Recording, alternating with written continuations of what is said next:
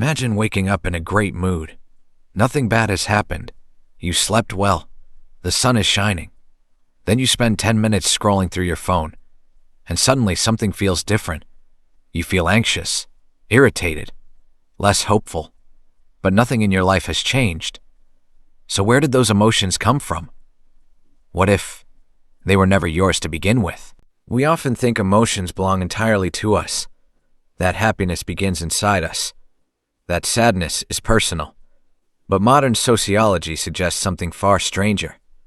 Emotions don't always stay inside one person. Sometimes they spread, like a virus.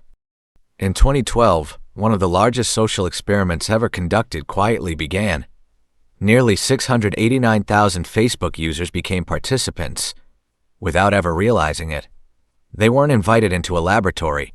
They simply opened their social media feed, believing it was just another ordinary day.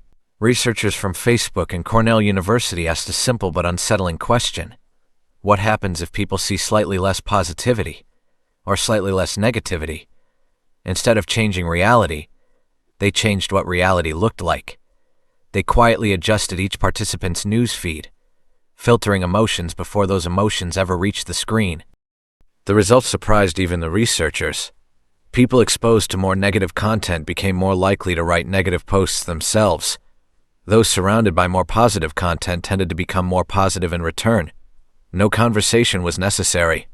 No face-to-face interaction. Emotion traveled silently, through an algorithm. Imagine dropping a single drop of ink into clear water.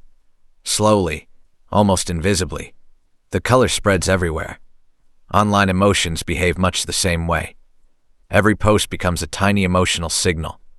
Every scroll becomes another opportunity for those signals to influence someone else. Cinema has understood this long before social media existed. Great filmmakers know that emotions are contagious.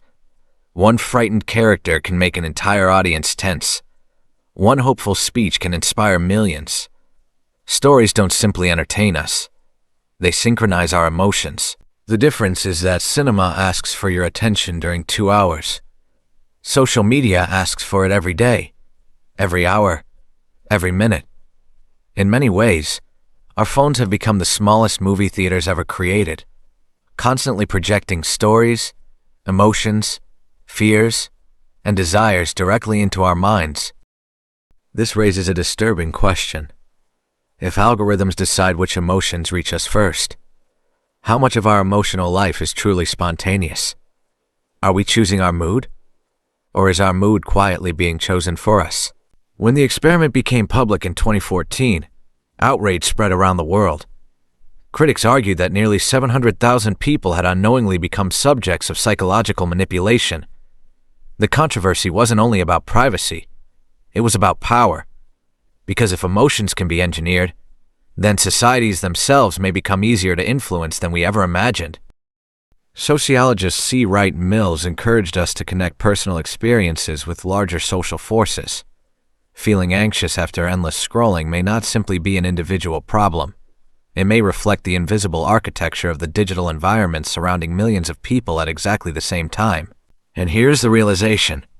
Social media doesn't merely connect people, it connects emotional states. It doesn't only distribute information, it distributes feelings. The algorithm isn't just organizing content, it's quietly shaping the emotional climate of entire populations. Today, billions of people wake up and immediately enter a digital society before speaking to another human being. Our collective emotions increasingly emerge not from town squares, but from timelines. Not from neighborhoods, but from networks.